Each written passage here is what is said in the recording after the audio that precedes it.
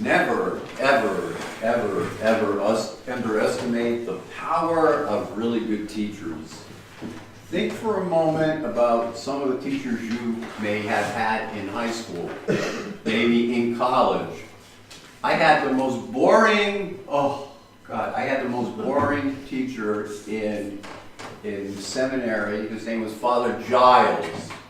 And Father Giles talked like this, the whole thing.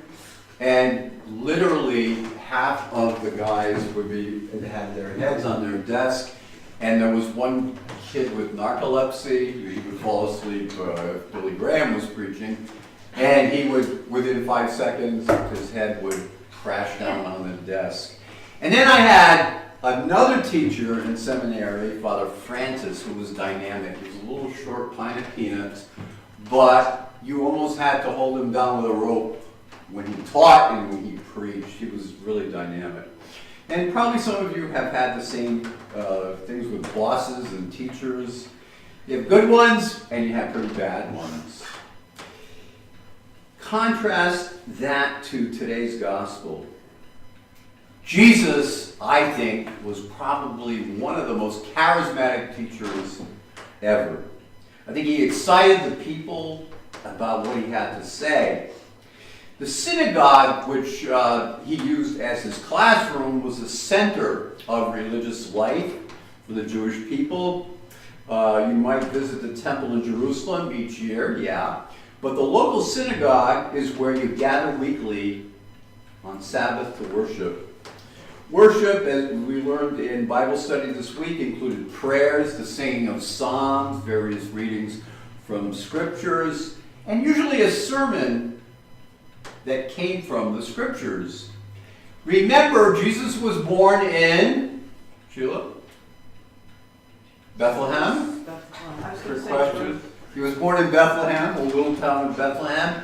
Raised in Nazareth. But he began to preach in Capernaum. He began his public ministry in Capernaum. And why did he pick Capernaum of all places? It was a pretty big city. It wasn't small like Bethlehem or Nazareth, but rather large, maybe about 10,000 people. And not just anybody could get up on the Sabbath and preach. He probably was invited by the rabbi there. There were regular rabbis and teachers, but there were also guest teachers, and no doubt Jesus was a guest teacher. If you remember from last week, Jesus had already begun his public ministry. The Gospel of Luke tells us it was Jesus' custom to go to the synagogue every Sunday, never missed. So it was natural that the head of the synagogue might extend an invitation and say, hey, come on up and preach. Come on up and teach. You'll notice today that Mark doesn't tell us what Jesus talked about, but there's a lot going on with an exorcism. But we don't know what Jesus preached on this week, but I bet it was good. That's because the emphasis of Jesus is not so much on what he taught, but how he taught. He taught as one would teach with authority. And the point that Mark keeps hammering home is that Jesus taught with authority. If we look at verse 22, the people were amazed at his teaching because he taught them as one who had authority, not as the teachers of the law, the scribes, who taught and bored them to death. Well, I believe it's safe to say that there has never been a teacher ever like Jesus Christ. Mark gives us a glimpse into Jesus' teaching ministry, and the main word he wants us to remember and go home with today is authority. He preached this with someone with authority. The thing that marks Jesus' teaching apart from everybody else, he was a charismatic teacher with the authority of God. On the responsibilities of the teacher, he also, I'm sure, with his disciples from time to time gave a test. For without a test, we never know how strong we are at a particular subject, do we? He constantly challenges his disciples. He challenges them to do the will of God each and every time through all of the parables in his ministry. Some of the disciples will be with him at the end, and they'll be tested again and again and again, like gold in the fire. And most of his disciples don't do so well. Look at Simon Peter. Look at the apostles. The minute trouble came, they ran to the hills. But there were a few who stood by him. His mother never left his side, St. John tells us.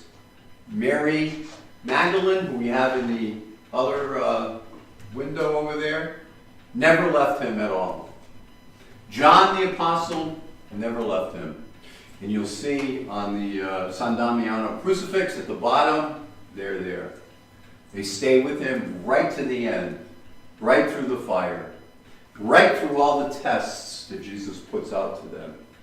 And he challenges them time and time again. Some fail horribly. But Jesus always lets you take a makeup exam.